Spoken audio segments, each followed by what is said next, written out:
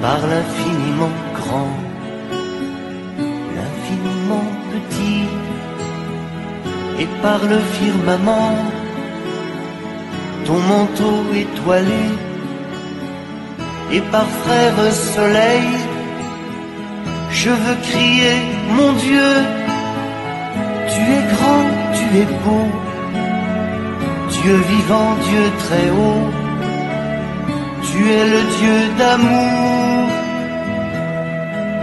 Mon Dieu, tu es grand, tu es beau, Dieu vivant, Dieu très haut, Dieu présent en toute création.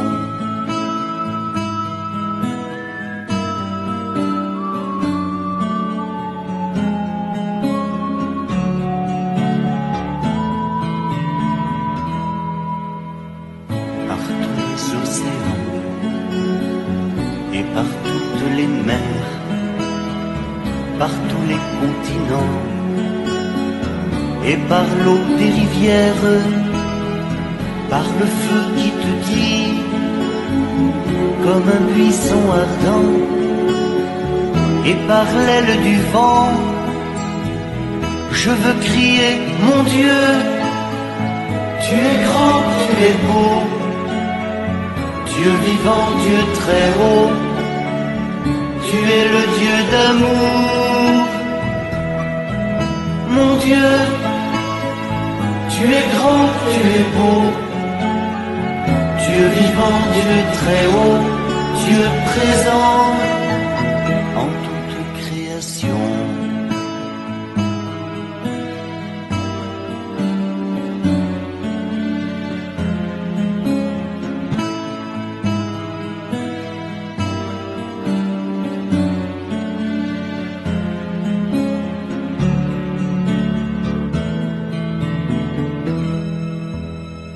Par toutes les montagnes et toutes les vallées, par l'ombre des forêts et par les fleurs des champs, par les bourgeons des arbres et l'herbe des prairies, par le blé en épi, je veux crier, mon Dieu, tu es grand, tu es beau, Dieu vivant, Dieu très haut, tu es le Dieu d'amour.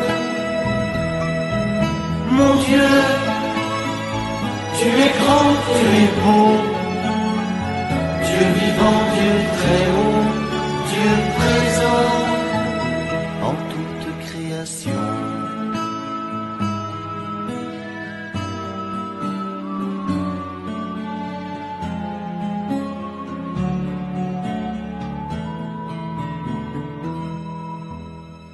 Par tous les animaux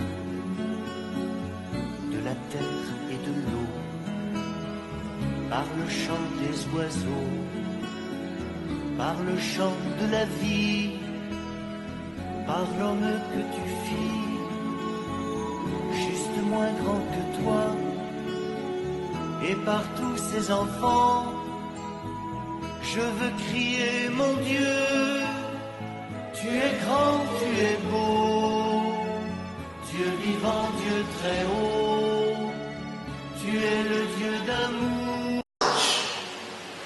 Il poursuivrait les pécheurs, les orateurs hautains, les grands et les fiers, les hypocrites, les traîtres de mon Église. Il les poursuivrait avec ma croix dans une main et le rosaire dans l'autre. Et nous nous tiendrons à leur côté. Ils fracasseraient les hérésies et érigeraient à leur place la fidélité et la vérité. Ils seraient l'antidote du poison parce qu'ils pousseraient comme des bourgeons du cœur royal de Marie. Alors vous allez me dire, je suis mariologue, comme les mariologues. Ce que je vais expliquer ici, quelqu'un m'a demandé dans la salle, comme je suis orthodoxe, sur le chapelet. Pourquoi faire le chapelet? Mais je vais vous dire, le chapelet, c'est quoi? C'est l'histoire du Christ, depuis sa naissance jusqu'à la résurrection. C'est toute l'histoire en méditant. Et les paroles, quand on dit je vous salue Marie, pleine de grâce, c'est les paroles bibliques. Donc l'ange qui était venu vers Marie. Alors toutes ces paroles, c'est biblique. Et les orthodoxes, ils ont le Notre Père, bien sûr, qui est dans le chapelet, gloire à Dieu, qui est dans le chapelet, et puis les paroles, la première partie de Je vous salue, ils le prient aussi parce que c'est aussi dans la Bible. Et je trouvais moi-même, puisque le Seigneur m'a demandé, je dis oui, pourquoi pas. Et il y a plusieurs orthodoxes qui ont appris aussi ce chapelet-là. Mais parfois, le chapelet est misunderstood. C'est mal... Comment on dit ça? Mal compris. Il est mal compris. Alors, le Seigneur voudrait qu'on ouvre notre oreille spirituelle pour écouter les gémissements du Saint-Esprit, qui crie à tous les chrétiens de témoigner de leur amour en union autour d'un seul autel et partageant un seul et même calice. Alors seulement nous pourrons être honnêtes en témoignant au monde un Christ ressuscité.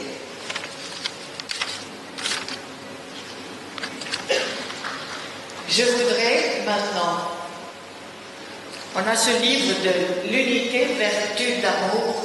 On a ramassé ici tous les messages de l'unité, de tous les 12 tomes qu'on a, en un seul tome. C'est seulement les messages de l'unité. Et j'ai ouvert pour vous lire un message entier du Christ. Alors, c'est les paroles du Christ. Et je préfère les lire au lieu de les dire comme ça. Le Seigneur m'avait demandé d'être son écho. Alors, je veux lire exactement ce message qu'il nous a donné.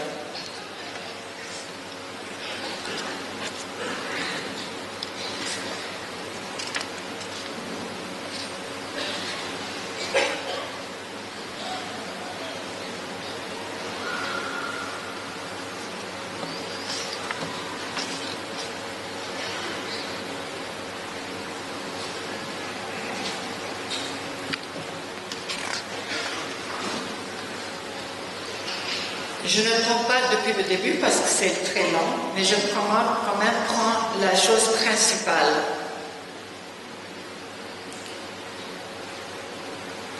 Quand je me suis plainte qu'on est vraiment dans une division qui fait mal, par exemple qu'on ne peut pas rompre le pain ensemble, mais parce que quand je vois, j'habite Rhodes, c'est l'île de Grèce qui s'appelle Rhodes. Il y a beaucoup de touristes. Des touristes canadiens, des touristes français qui viennent, ils sont catholiques. Alors, ils vont à l'église orthodoxe les dimanches et je vois le prêtre, il est tout près parce qu'on les voit tout de suite qu'ils sont des touristes, on sait bien qui est là et on voit les touristes arriver vers le prêtre pour prendre la communion. Et alors là, je ne veux même pas voir parce que je sais ce qui va arriver. Il refuse. Il demande tout de suite, vous êtes orthodoxe ou catholique? Alors bien sûr, le pauvre catholique va dire oui, je suis catholique. Alors il a dit oui, alors là, tu ne peux pas prendre la communion. Et il donne le pain qui est, on appelle béni. Et ça fait mal à voir ça parce que ils sont là depuis le matin très tôt, 8 heures jusqu'à 10 heures, en train d'attendre ce moment-là de recevoir le Christ. Et c'est un scandale.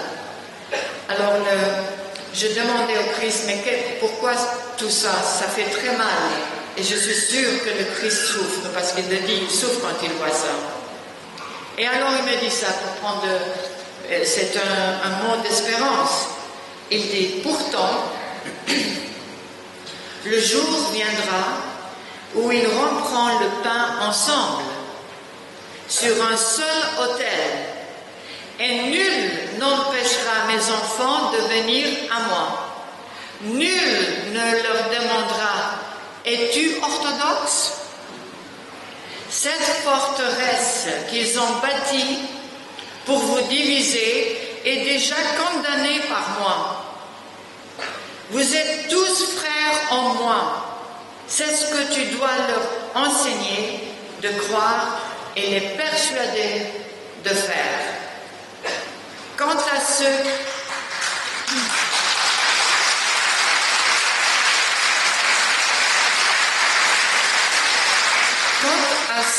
qui restent divisés en corps et en esprit, en se différenciant sous mon saint nom, je leur dis comme j'ai dit à l'église de Sardes.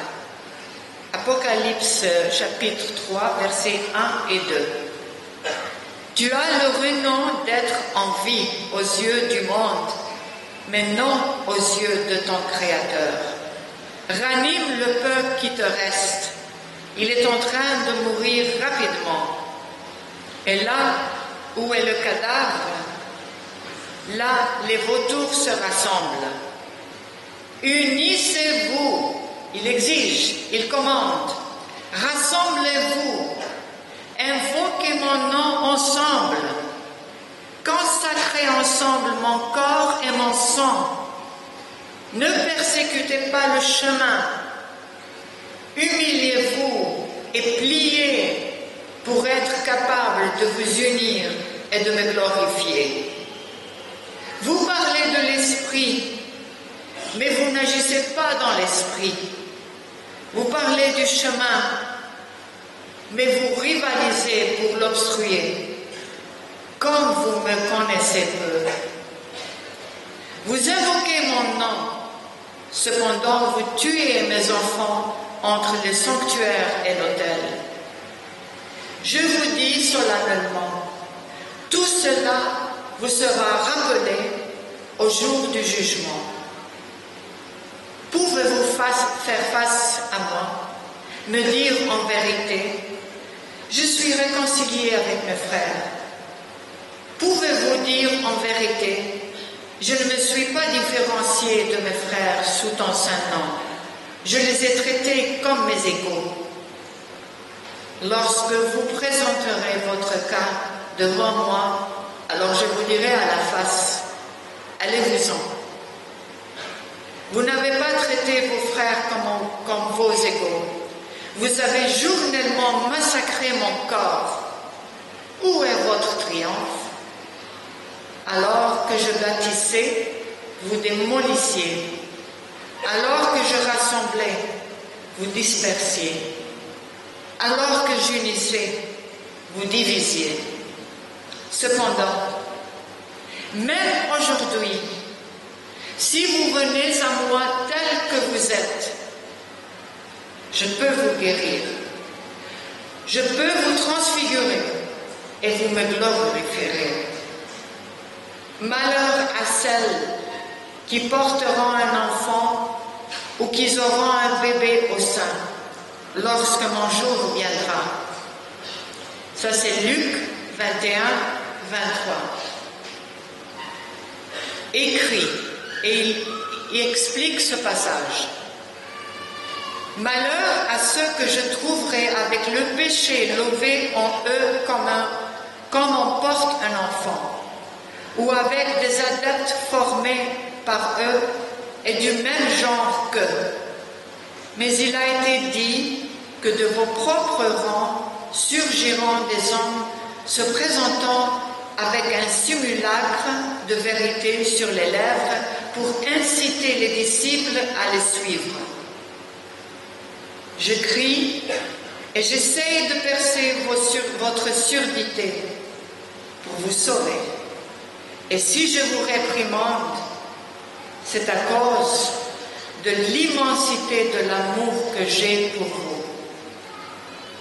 Mais je vous dis en vérité, un jour, j'assemblerai toutes les parties séparées de mon corps, ensemble en une unique assemblée. Toi qui m'aimes, endure ce que j'endure.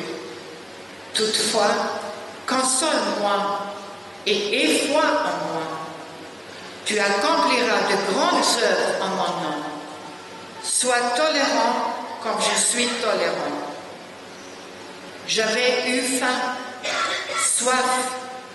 J'étais souvent affamé et tu es venu à mon aide. Continue tes bonnes œuvres et je te les révaudrai. Je te dis en vérité, tu n'es pas seul. Je suis avec toi. Soyez unis en moi et vivez en paix. Vous êtes la postérité de mon sang et les héritiers de mon royaume.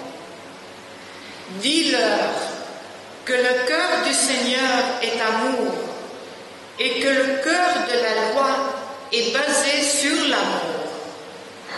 Dis à mon peuple que je ne veux pas d'administrateurs dans ma maison. Ils ne seront pas justifiés en mon jour, parce que ce sont ceux-là même qui ont industrialisé ma maison. Je vous ai envoyé mon esprit vivre dans vos cœurs. C'est pourquoi l'esprit qui vit en vous vous montrera que mon Église sera reconstruite à l'intérieur de vos cœurs et vous vous reconnaîtrez les uns les autres dans vos cœurs comme vos frères. Devrais-je, frères, supporter une saison de plus la douleur que j'ai connue année après année? Ou vas-tu cette fois me donner du repos? Devrais-je une saison de plus boire la coupe de votre division? Ou vas-tu permettre à mon corps de se reposer en unifiant par amour pour moi la fête de Pâques? En unifiant la date de Pâques, tu adouciras ma douleur, frère, et tu te réjouiras en moi et moi en toi. Et je rendrai la vue à une multitude. Mon Créateur, celui qui est mon époux, nous a révélé des choses que nulle main humaine n'aurait pas pu accomplir. Tu vas le dire. Voilà ce que vous clamerez en mon nom, une fois que votre vue vous sera rendue. Et je viendrai à vous. Je vous dis solennellement, assemblez-vous, rassemblez-vous tous et écoutez cette fois votre berger. Je vous guiderai dans le chemin que vous devez prendre. Envoyez mon message jusqu'aux extrémités de la terre. Courage, souris lorsque je souris. Je suis avec toi pour guider tes pas au ciel. Ecclésia revivra.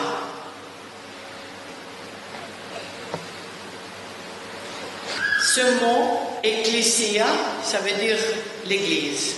Ecclésia, c'est un mot grec, mais aussi on l'utilise partout. Ecclésia. Ecclésia vivra, revivra. Parce que, comme j'ai parlé ce matin, pourquoi Dieu se manifeste autant de nos jours, c'est parce qu'il y a cette apostasie qui s'est généralisée. Alors, Jésus appelle dans tout le monde, globalement, des appels, et il forme des gens, des disciples, pour aller témoigner. Et il y a, comme j'ai dit à quelqu'un ce matin, et on est comme des fleurs différentes dans un jardin.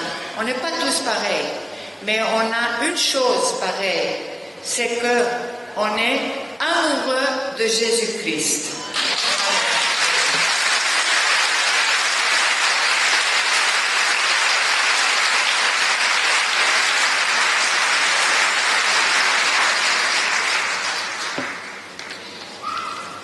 Il n'y a pas longtemps que, quand j'étais à Rhodes, le Seigneur m'a appelé pour prendre un message. Et vous savez qu'après, il y a un certain temps en arrière, il m'a fait cesser de donner les messages pour publier. J'en ai plusieurs à la maison. Pourquoi? Parce qu'il a dit, j'ai donné tellement des tomes, on dit 12 tomes, mais il est un peu déçu quand même que les gens lisent sans les vivre. Il donne, il donne, il donne. Et Dieu toujours donne plus qu'on lui demande. Il est tellement généreux.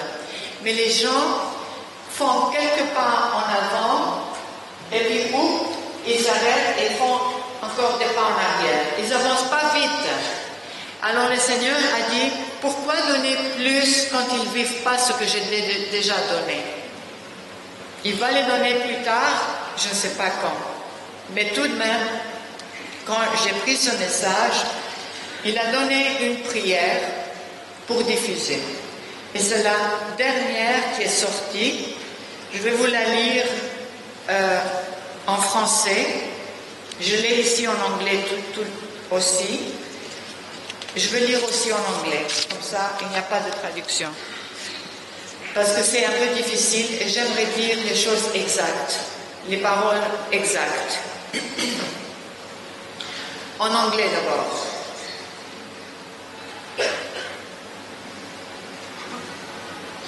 Address me in this way. Tender Father, lash not your wrath on this generation, lest they perish altogether.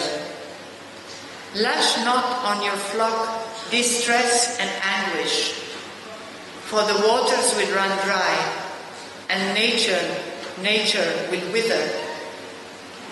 All will succumb at your wrath, leaving no trace behind them.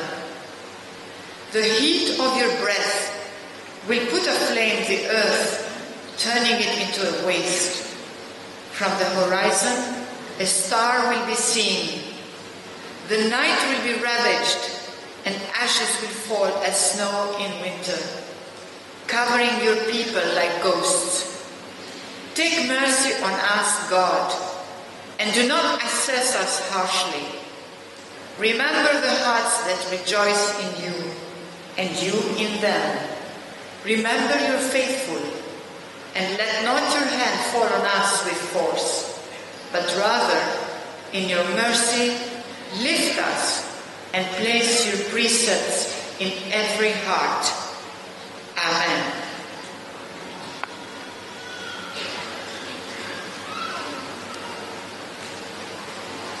Tendre Père, ne laisse pas ta colère s'abattre sur cette génération, de peur qu'elle périsse entièrement. Ne déchaîne pas sur ton troupeau la détresse et l'angoisse, car les eaux se tariront et la nature se desséchera. Tout va succomber sous ta colère, ne laissant aucune trace derrière eux. La chaleur de ton souffle embrasera la terre, la transformant en friche. De l'horizon, une étoile sera visible. La nuit sera ravagée et les cendres tomberont comme la neige en hiver, couvrant ton peuple comme des fantômes.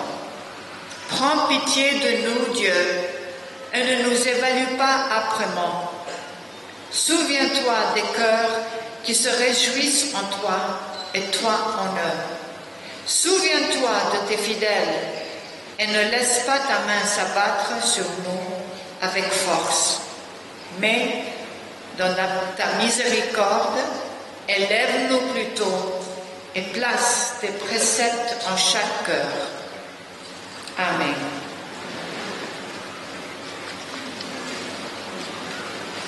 Merci.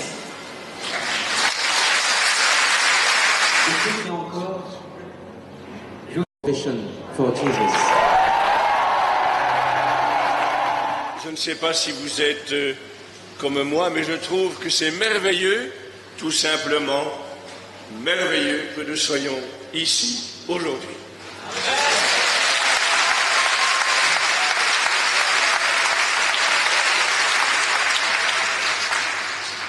Et nous sommes ici, ça vient de nous être rappelé, à cause de quelqu'un, pas de quelque chose. Ce ne sont pas des idées, ce ne sont pas simplement des valeurs qui nous rassemblent, mais une personne absolument unique dans l'histoire du monde. On ne trouvera nulle part ailleurs quelqu'un qui ressemble à Jésus.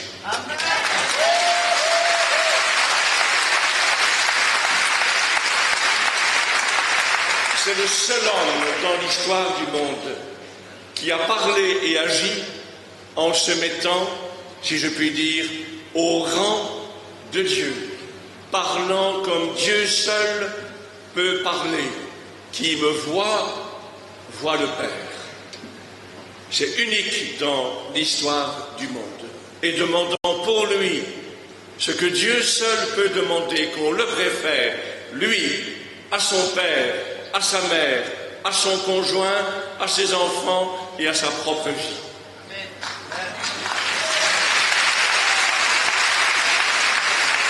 Jésus a été condamné à mort pour blasphème.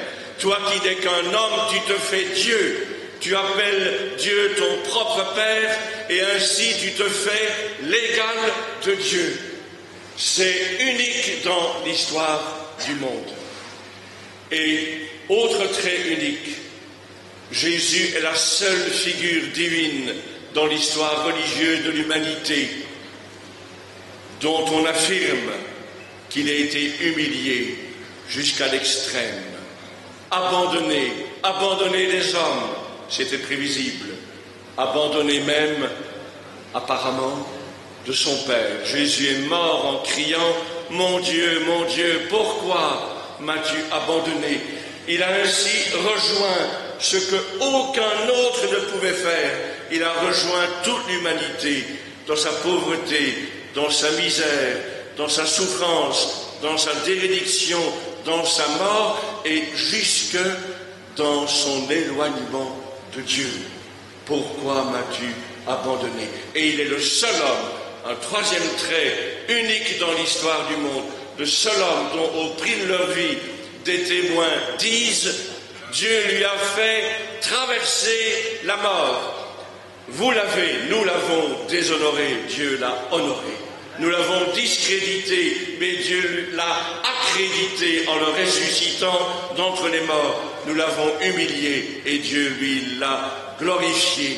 Et au lieu de faire de lui le lieu d'une vengeance contre le péché de l'humanité, Dieu en a fait une source intarissable, une source de pardon, de miséricorde, de réconciliation et d'unité. Et aujourd'hui, nous sommes heureux d'être ici, malgré nos différences, grâce à nos différences, unis en Christ, unis en lui, qui est le Sauveur du monde.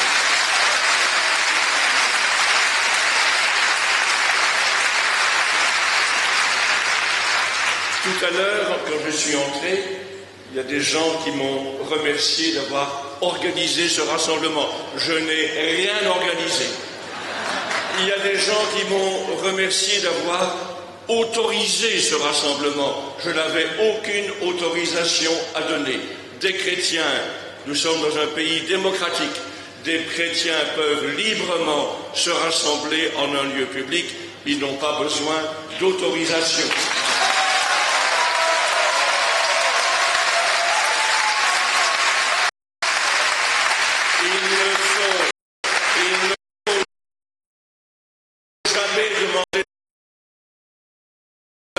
Pour faire le bien.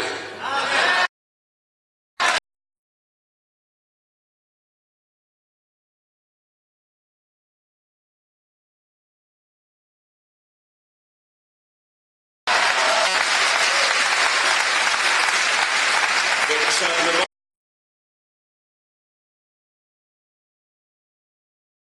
si vous voulez, j'ai donné mon accord.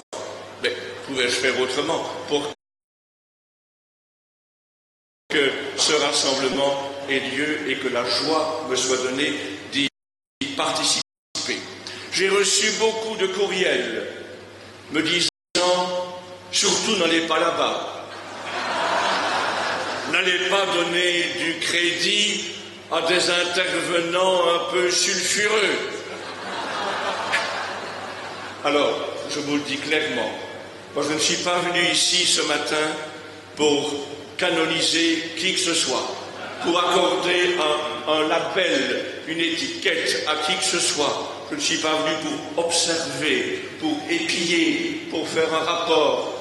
Je trouve que quand des chrétiens sont rassemblés pour l'amour de Jésus, pour l'amour de Christ et pour cette unité pour laquelle Jésus a prié la veille de sa mort, il est normal que tous les pasteurs de quelque confession qu'ils soient présents.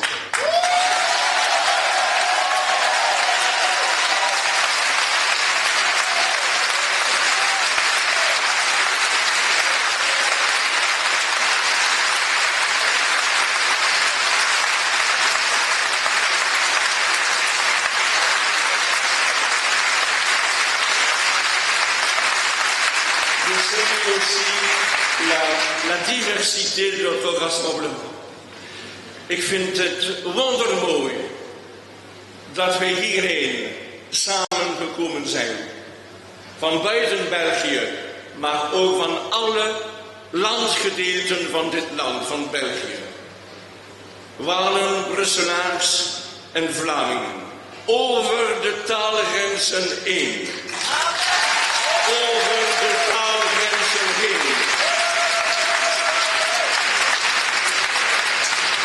Omdat wij hetzelfde geloof delen en dezelfde hoop en dezelfde liefde.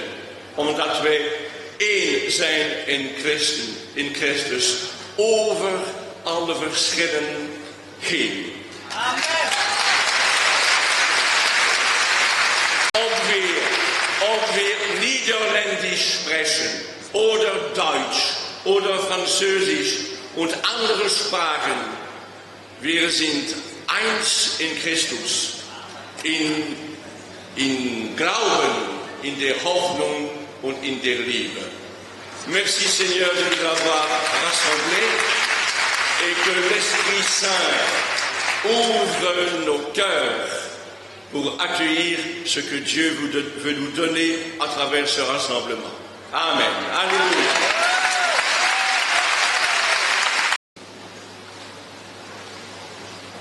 Quand tu m'embrasses, tu embrasses ma croix. La croix et Jésus ne peuvent jamais se séparer. C'est un message, une phrase seulement pour méditer. On ne peut pas toujours penser qu'on peut aimer Jésus sans la croix.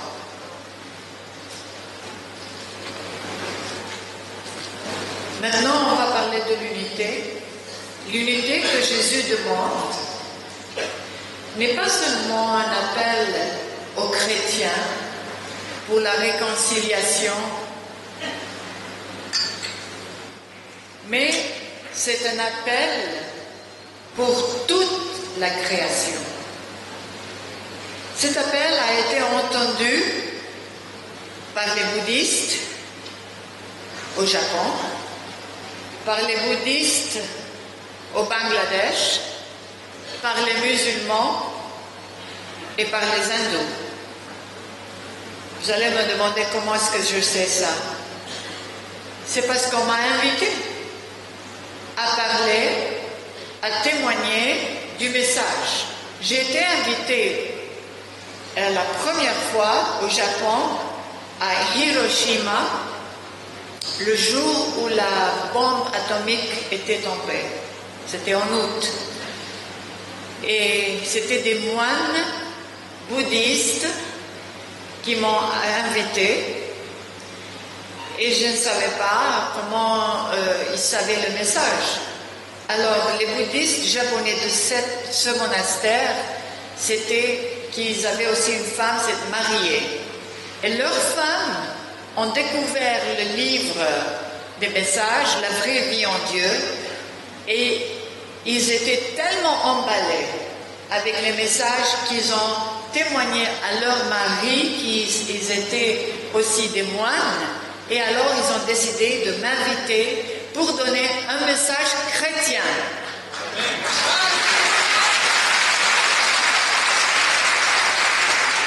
Et puis un beau jour, au Bangladesh, voilà que les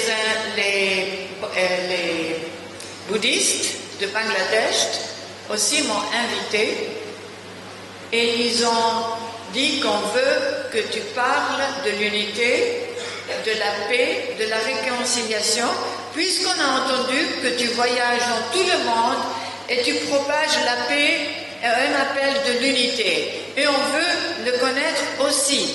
Dans cette salle, bien plutôt dans leur monastère, il y avait aussi des musulmans, des professeurs de l'université et aussi des imams qui ont entendu un message chrétien, parce que je disais aussi dans la Bible, Jésus nous disait ça, ça, ça et ça.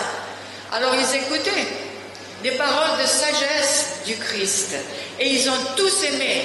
Et presque avant que je finisse, il y avait un inspecteur, un professeur musulman de l'université de Bangladesh qui est venu m'arracher mon texte pour photocopier. Et il m'a dit, est-ce que tu peux venir demain dans l'université pour témoigner ce que tu nous as dit aujourd'hui? Je dis oui, bien sûr, je peux, j'ai des livres. Et alors, je me suis trouvée le lendemain à l'université et je voyais voilà, des jeunes qui écoutaient un message chrétien. Et à la fin, je voyais quelqu'un un peu plus âgé qu'eux, et je disais, celui-là, c'est un imam. Parce qu'il y avait la petite barbe, il y avait le petit chapeau, et j'ai dit, ouais, c'est un imam celui-là, c'est pas un étudiant. Et à la fin, quand j'ai fini, il souriait tout le temps. Alors à la fin, il est venu vers moi, et il a dit, c'était merveilleux, tellement spirituel, parce que dans un moment donné, je croyais entendre Mohammed prêcher le Coran.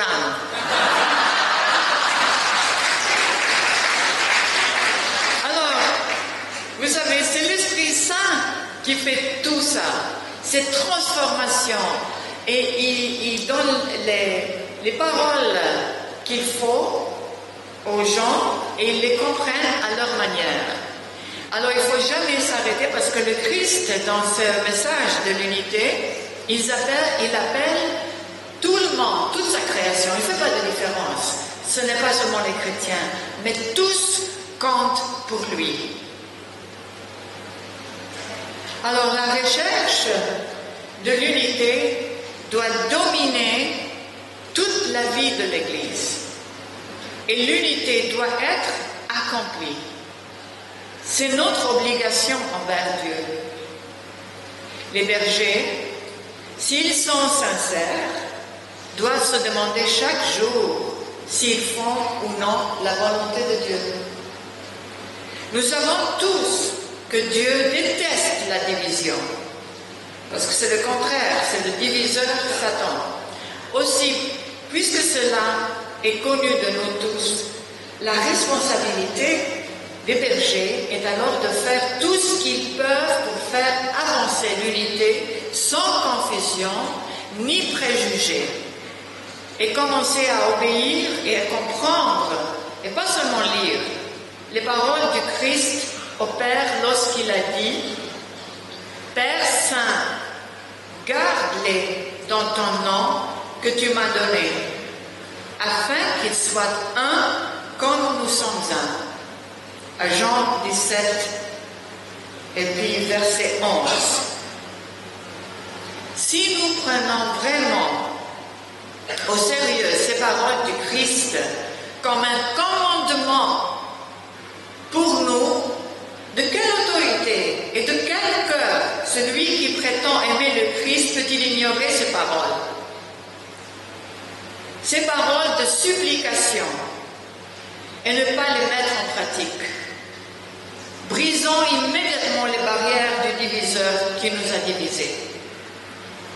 Mais maintenant, la beauté et la gloire de l'Église et les fruits qu'elle donnait jadis au commencement de son existence sont tombés comme des fruits pourris.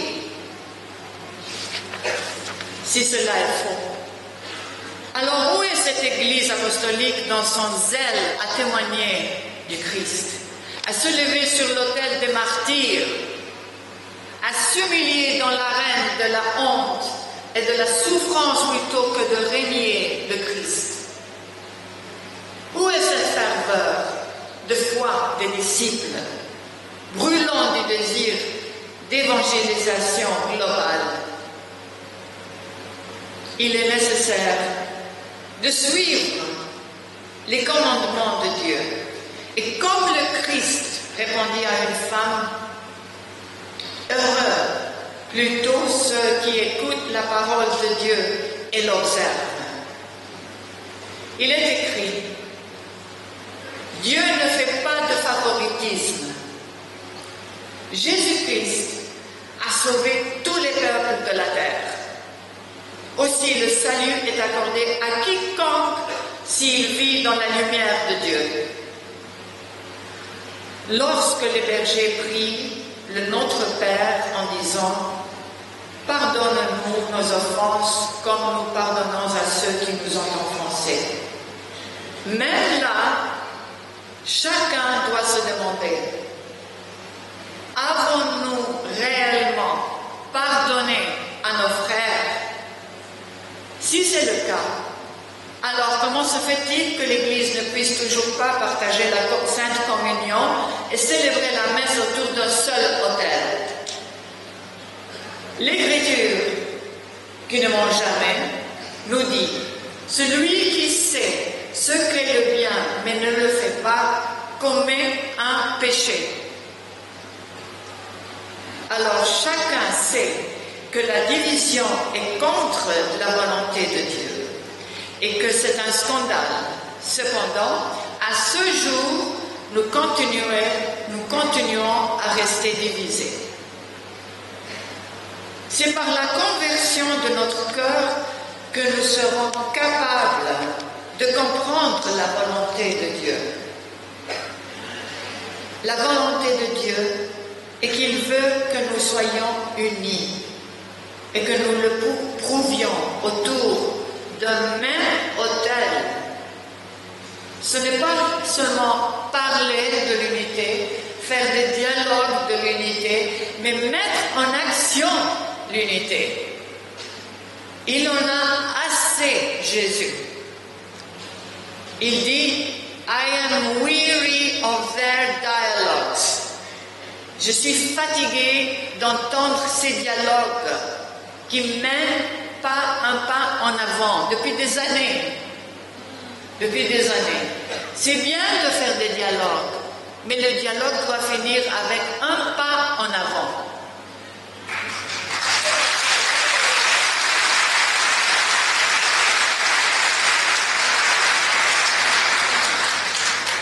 Nous devons nous hâter en mettant de côté tous nos préjugés et puiser plutôt de l'huile de nos réserves d'humilité et d'amour pour ranimer une fois de plus en nous cette flamme vacillante pour qu'elle devienne une torche vivante. Dieu demande que chaque Église meure à son ego et à sa rigidité. Puis, à travers cette sorte de mort, la présence du Christ vivra en elle. Chaque Église doit passer par un repenti continuel, puis se joindre à l'amour du vin du Christ pour l'humanité qui effacera ses fautes passées et présentes. Par cet acte d'humilité, l'unité sera accomplie. L'Écriture dit « Humiliez-vous devant le Seigneur et il vous élèvera. » Une fois le Christ, quand il m'enseignait au début, il a dit, parce que toujours les paroles du Christ sont simples, pour que toutes les personnes comprennent, à tous les âges. Il a dit, baisse ta voix pour qu'ils entendent ma voix. Baisse ta tête pour qu'on voit ma tête. Baisse-toi complètement pour que je puisse te lever. Par cet acte d'humilité, l'unité sera accomplie. Si les églises sont capables de dépasser les obstacles négatifs qui les empêchent de s'unir, obstacles qui, selon l'Écriture, sont contre l'accomplissement de l'unité de foi, d'amour et de vénération entre elles, le Christ sera fidèle à sa promesse d'accorder au monde entier un temps de paix. Et ça, je rappelle à tout le monde, ceux qui ont lu La vraie vie en Dieu, ça c'est important ici, cette phrase-là, le Christ sera fidèle à sa promesse d'accorder au monde entier un temps de paix. Maintenant, on sait bien qu'on n'a pas la paix. C'est des guerres, c'est plus de terrorisme, c'est des catastrophes, comme j'ai dit au matin, ça continue. Mais une fois le Seigneur dit que l'Église s'unit, il y aura la paix. Alors on se demande, est-ce que c'est à cause de notre division? Oui, c'est à cause de notre division. C'est aussi grave. Cette paix attirera alors tous les êtres, les autres, ça veut dire, qu'on n'a pas parlé ce matin, les autres, les êtres dans son corps mystique, accomplissant ainsi ces paroles qu'il nous a données dans sa prière au Père, puisse-t-il être un en nous comme tu es en moi et je suis en toi, afin que le monde puisse croire que c'était toi qui m'avais envoyé. Mais comment le monde croirait-il que c'est le Père qui a envoyé Jésus-Christ si nous ne témoignons pas de notre unité? Comment? Cette supplique au Père pour que nous soyons ainsi un et unis laisse clairement entendre que la création tout entière sera affectée en une unité spirituelle. Mais une telle unité, d'une telle dimension, que la création tout entière en sera affectée, ne peut pas se faire sans que l'Esprit de Dieu dote sa puissance à l'humanité.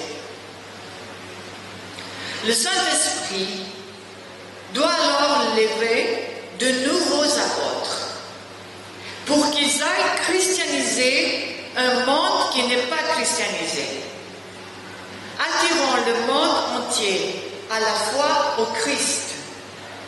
En considérant notre division qui demeure, je dirais qu'à cet égard, l'Église a montré sa faiblesse. Mais en dépit de nos ambitions humaines et de notre incapacité de nous réconcilier, le Saint-Esprit ne s'arrêtera pas là. Il est présent, faisant beaucoup de bruit pour qu'à la fin, même les sourds qui se barricadent l'entendront. Et finalement, ils vont ouvrir les portes de leur cœur et ceux qui étaient morts viendront à la vie. Après avoir cessé d'être, ils seront à nouveau.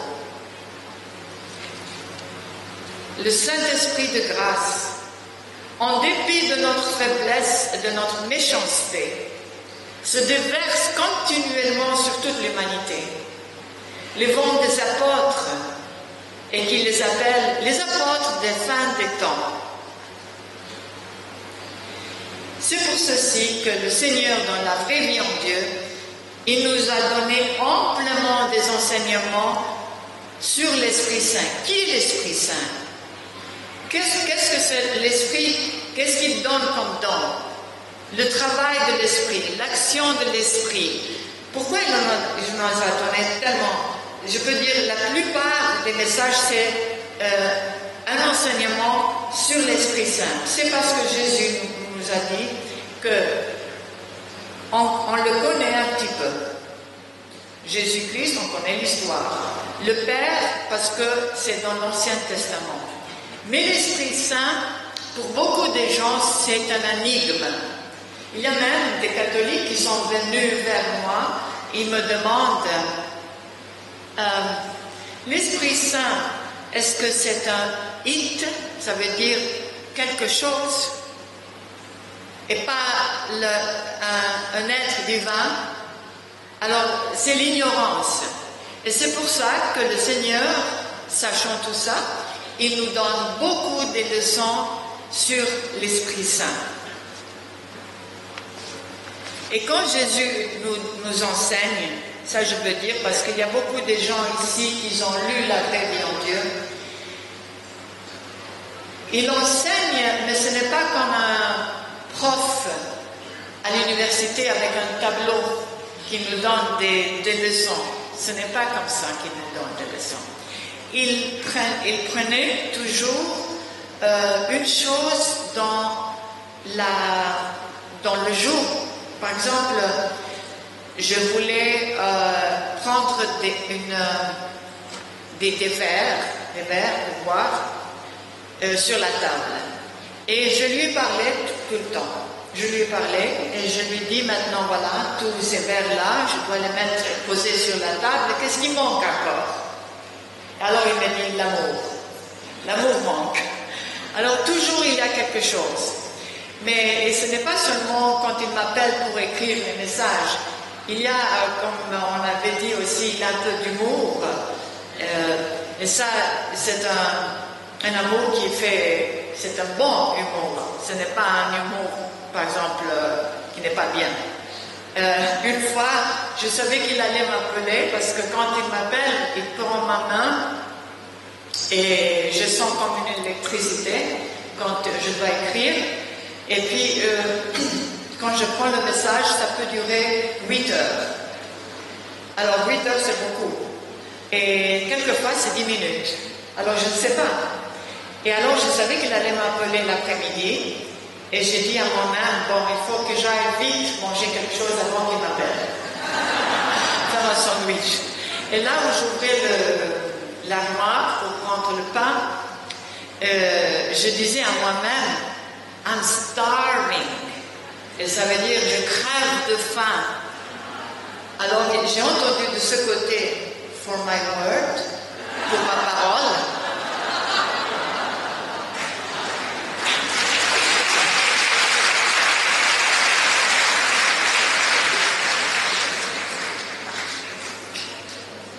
Et aussi, quand je dis maintenant, il nous enseigne avec les choses de la journée. Je suis une femme qui n'avait pas un travail dans un bureau. Alors, en anglais, on dit housewife. Housewife, c'est une femme de maison. Et alors, là, bien sûr, je faisais attention à la cuisine aussi. Et un jour, quand il m'a appelé, j'avais placé déjà dans le four quelque chose pour cuire dans le four. Et pendant que j'écrivais, après une heure, j'ai réalisé, après une heure, que ce que j'ai mis dans le four va brûler. Et là, j'ai eu une réaction, en moi bien sûr, sans dire quoi que ce soit. Et le Seigneur me dit tout de suite, qu'est-ce qu'il y a? Comme s'il ne savait pas. Qu'est-ce qu'il y a? Alors j'ai dit, mais j'ai laissé quelque chose dans le four et ça va brûler. s'il continue à me donner le message. Alors il me dit, c'est une leçon maintenant. Qu'est-ce qu'on attend? Qu'est-ce que nous attendons? Nous devons aller descendre et éteindre le four. Il n'a pas dit va. Pour montrer quoi? Que nous ne sommes jamais seuls. Le nous. Nous devons descendre, éteindre le four. Et quand on est retourné, il m'a dit, utilise le mot nous. En anglais, c'est we, us. You are never alone. Tu n'es jamais seul. Et ça, c'est pour tout le monde. Alors, quand vous partez d'ici, vous ne dites pas I will go. Je vais m'en aller. Nous allons partir. Toujours nous. Toujours nous. Tout ce que vous faites, même si vous cuisinez, nous allons faire la cuisine.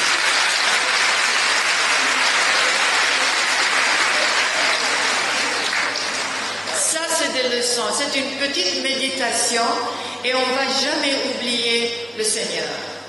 Même si on a peut-être un argument un beau jour avec quelqu'un et on avait dit depuis le matin, Jesus, venez, nous allons rencontrer quelqu'un et puis vous avez un argument, vous ne pouvez pas faire un argument parce que vous savez que le Seigneur est présent. Alors vous péchez moins parce que vous savez qu'il était toujours là. Il y a aussi une amie qu'elle a pris ça tellement au sérieux. Elle parlait à Jésus, parce que ça c'est parler, c'est la prière du cœur, ce qu'il aime. La prière simple du cœur. Alors c'est la simplicité qu'il aime, c'est la chose directe. Quand on lui parle comme un enfant, comme une sœur, comme un frère. Alors, elle méditait, elle parlait au Seigneur, et puis elle devait descendre de sa maison, rencontrer quelqu'un en ville. Elle est partie, et puis elle a dit, tiens, moi j'ai pas dit à Jésus qu'il faut venir, et je l'ai laissé en arrière. Alors elle est retournée, elle a remonté les escaliers, elle a dit, Jesus, come, venez. Mais je peux voir le Seigneur sourire quand il y a cette simplicité d'enfant, parce qu'il aime la simplicité. Ce qu'il n'aime pas, c'est la malice. C'est différent. La malice, c'est grave. Alors, même si on dit des bêtises, ils sont simples, des paroles simples, il dit même votre... je ne trouve pas le mot... babblings. Babblings, c'est quoi? Bavardage, non. C'est quand on ne sait pas parler, on dit comme ça. Enfin, il dit même votre babblings, je peux écouter et je les tiens et je les prends dans mon cœur. Alors, c'est le cœur qui parle. C'est le cœur qui parle. Et ce qu'il nous a pris dans la vraie vie en Dieu, c'est la prière sans cesse. Alors, bien sûr, quand les gens me connaissent ici, quand il m'a demandé, prie sans cesse. Je veux que tu pries sans cesse. Alors ça, c'était tout à fait au début. Alors j'ai dit, Seigneur, pour être sincère, je ne peux pas le faire. Je ne peux pas le faire. Je suis une femme à la maison, je dois regarder les leçons avec mon fils, il les fait bien. Je ne peux pas. Alors il m'a laissé parler. Et ensuite, il a dit, ah, cela, comme j'ai pitié de toi. Tu n'as rien compris. La prière sans cesse, c'est quand tu me dis désir et tu as soif et tu languis de moi, le Seigneur, tout le long du jour. Quand tu as soif de moi, quand tu me désires, ton Dieu. Ça, c'est la prière sans cesse. C'est la prière qui est du cœur, sans que tu parles, parce que Dieu regarde le cœur. Et quand on arrive à cette contemplation, c'est une prière de silence contemplatif, c'est que vit en même temps le premier commandement. Si on le désire, on a soif du Seigneur, on souffre presque. Parce qu'on veut plus, on a soif de Dieu. Et autant qu'on n'a pas suffisamment, on souffre, parce qu'on veut de plus en plus. Une fois qu'on a goûté le Seigneur, on veut plus. Alors, on vit le premier commandement. C'est la même chose. Et il se réjouit dans cette prière. Et pour arriver à cette soif, dans cette méditation, il y a quand même un passage pour arriver là. C'est-à-dire à travers le repenti. Une fois qu'on se vide à travers le repenti, là il y a l'espace pour l'Esprit Saint. Et c'est l'Esprit Saint qui nous donne le don de l'amour divin. Donc, la première chose, pour savoir faire la volonté de Dieu, ce n'est pas crier tout de suite « Esprit Saint, viens vers moi ». Il veut venir, mais il ne peut pas. Il est bloqué. De quoi? Des péchés. Si on est rempli des péchés sans se vider, il n'y a pas d'espace pour l'Esprit Saint. Mais autant qu'on se vide des péchés, il y a l'espace, et alors il nous envahit l'Esprit Saint. Et il nous possède, et nous, on possède l'Esprit Saint. Alors on parlait des apôtres des fins des temps. Je voudrais partager avec vous un message qui dit ceci. Il a été dit qu'à la fin des temps, nos deux cœurs, c'est-à-dire de Jésus et de Marie, susciteraient des apôtres et qu'ils seraient appelés apôtres de la fin des temps. Que ceux-ci seraient instruits par la reine du ciel. Et on voit ça, parce qu'à Medjugorje, elle enseigne la Vierge. Elle apparaît depuis des années. Et ce n'est pas seulement Medjugorje. Alors qu'est-ce qu'elle fait? Quel est le travail? Elle appelle les gens à se convertir et elle les amène vers son Fils. Ça, c'est sa tâche. Et par moi-même, pour aller de l'avant dans chaque nation, pour proclamer sans peur la parole de Dieu. Même lorsqu'il serait trempé de sang par les attaques vicieuses de l'ennemi, il ne serait pas brisé. Que leur langue transpercerait les ennemis de mon Église comme une épée à double tranchant, en exposant leur hérésie. Ils ne chanceleraient jamais, pas plus qu'ils ne...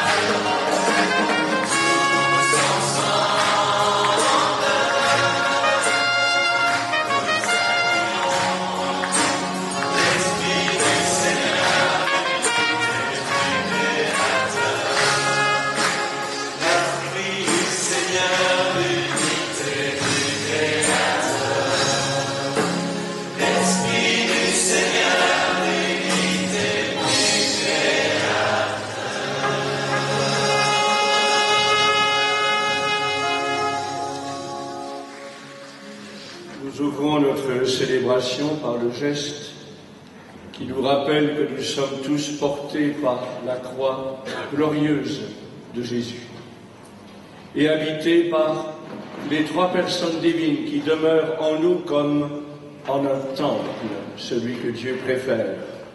Nous ouvrons notre célébration au nom du Père et du Fils et du Saint-Esprit. Amen. La paix soit avec vous. Nous avons le bonheur de vivre comme couronnement de ce rassemblement écuménique, de vivre la célébration de l'Eucharistie. Nous allons ensemble écouter la parole de Dieu qui nous nourrit, qui nous éclaire. Nous allons célébrer ce qu'il y a de plus beau ici-bas avant la gloire du ciel, qui est la scène du Seigneur, son Eucharistie. Et nous le faisons comme une grande famille. Et je salue la présence de mon confrère l'évêque de Liège, qui nous a rejoints cet après-midi, Monseigneur Aloïs Musquin.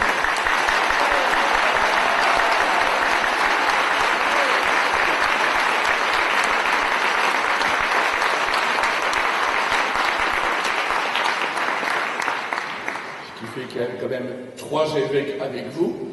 L'évêque de Namur, ça c'était presque une évidence, mais l'évêque d'Anvers qui nous a salués par une lettre hier, et aujourd'hui l'évêque de Liège. Alors il y a des personnes qui m'ont demandé si, dans cette assemblée qui est majoritairement catholique, si les orthodoxes et les protestants peuvent aussi communier. Je rappelle que la règle habituelle pour le quotidien de la vie entre nos églises, c'est que nous prenons acte de ce que nous ne sommes pas encore unis et habituellement nous ne participons pas à la plénitude de la communion eucharistique et nous ne communions pas dans le rite les uns des autres.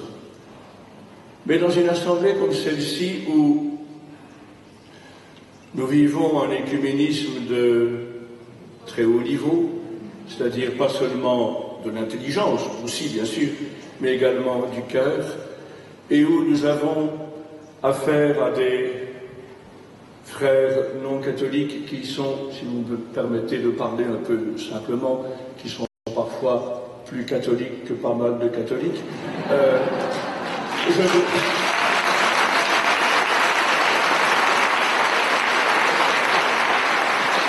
Je laisse chacun de mes frères et sœurs protestants ou orthodoxes à leur conscience devant Dieu, et donc je ne demanderai pas au moment de la communion d'exhiber votre passeport catholique.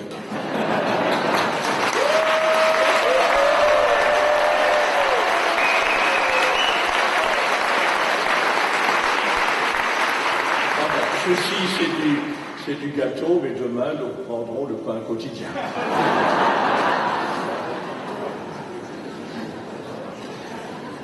Tout ce rassemblement nous a provoqué à la conversion, a été un appel à la conversion du cœur. Et nous ouvrons cette célébration au moment d'écouter la parole de Dieu et de célébrer l'Eucharistie en reconnaissant que nous sommes tous ici de pauvres pécheurs et nous implorons sur nos vies la miséricorde de Dieu qui est heureusement intarissable et inlassable, qu'elle nous prenne maintenant, qu'elle nous enveloppe de sa protection. Seigneur Jésus, envoyé par le Père pour guérir et sauver les hommes, prends pitié de nous.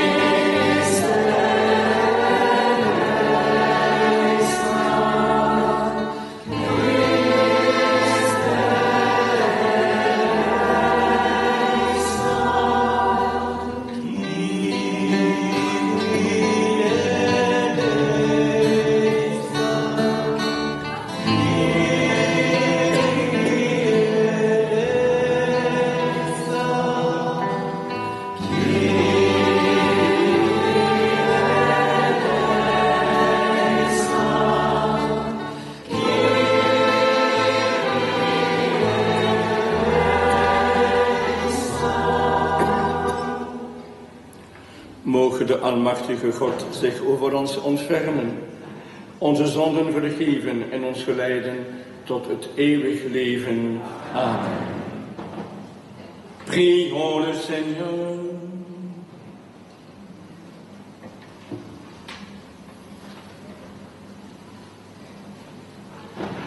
Seigneur tout-puissant et miséricordieux, ne laisse pas le souci de nos tâches présentes entraver notre marche à la rencontre de ton Fils, mais éveille en nous cette intelligence du cœur qui nous prépare à l'accueillir et nous fait entrer dans sa propre vie. Lui qui règne avec toi et le Saint-Esprit, maintenant et pour les siècles des siècles. Amen.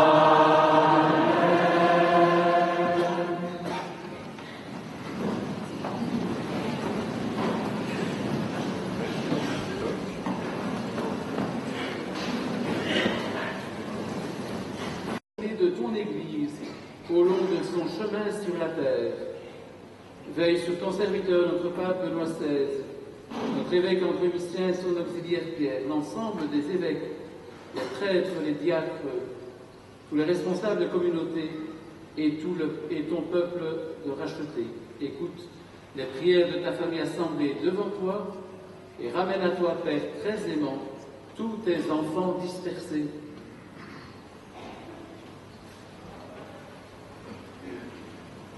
Pour nos frères défunts, pour les hommes qui ont quitté ce monde et dont tu connais la droiture, nous te prions. Reçois-les dans ton royaume, où nous espérons être comblés de ta gloire, tous ensemble et pour l'éternité, par le Christ notre Seigneur, par qui tu donnes au monde toute grâce et tout bien.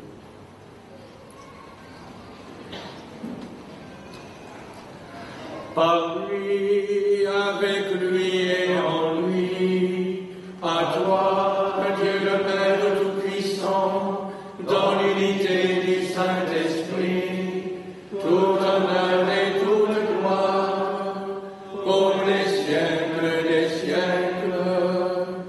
Amen.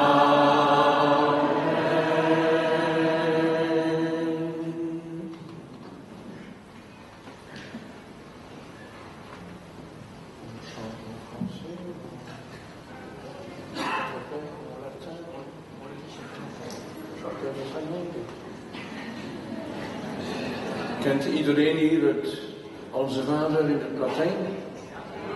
Ja? Vous connaissez en latin, mais on peut le chanter tous ensemble, fraternellement.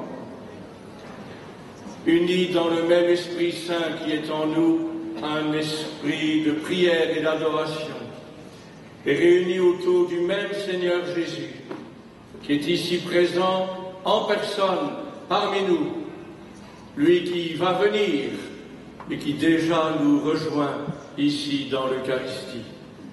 Comme des frères et sœurs de la foi, nous osons prier Dieu notre Père en chantant Pater noster, qui es in celis, sanctificetur nomen tuum, adveniat regnum tuum, fiat voluntas tua, sicut in cielo et in terra.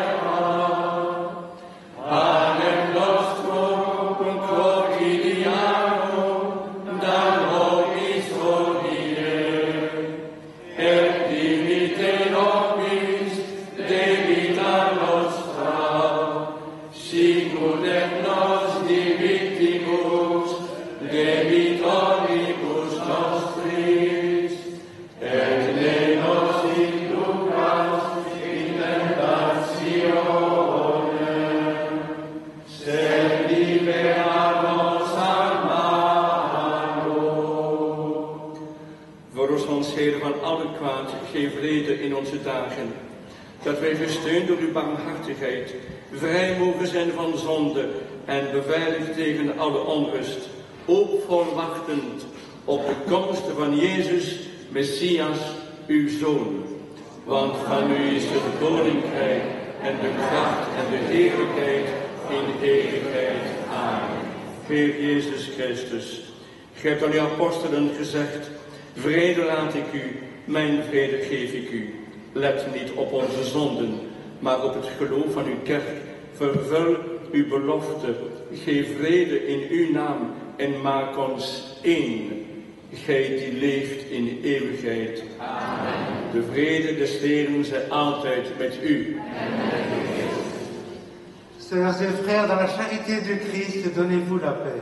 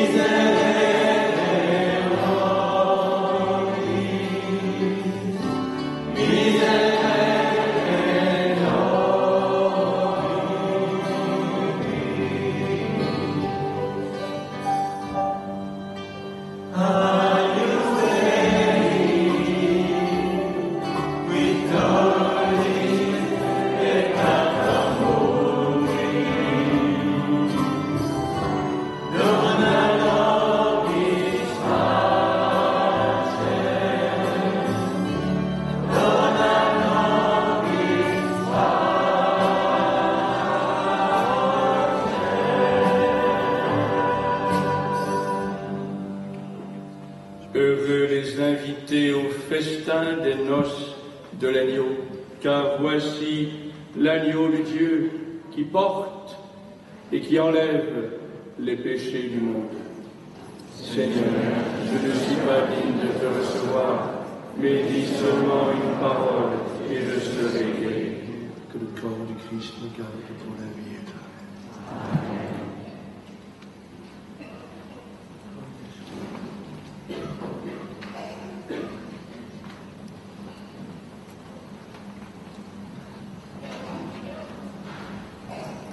Alors, pour la bonne tenue de la communion, il y aura 9 points de communion.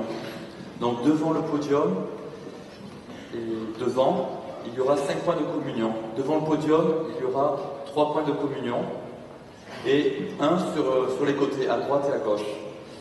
Et au fond, il y aura 4 points de communion, 2 au milieu et 2 sur les côtés, et un sur les côtés, à droite et à gauche. Merci. Oui, vous attendez que les prêtres puissent s'installer avant de prendre la communion. Merci.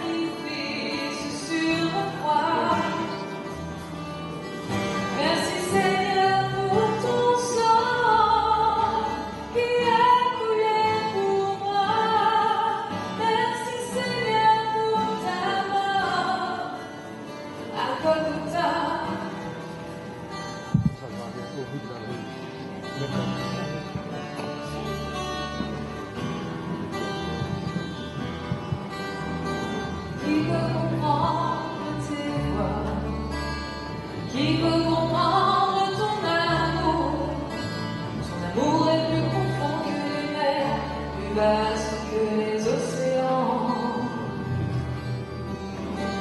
Tu as mis ta gloire à l'abandon, afin de m'accorder ton pardon. Tu as mis dans mon cœur blessé la joie des prémices d'éternité. Merci Seigneur pour ton sang qui a coulé pour moi. Merci Seigneur pour ton sacrifice sur la croix. Merci Seigneur pour ton sang qui a coulé pour moi. Merci Seigneur pour ta mort à Golgotha. Toi la lumière.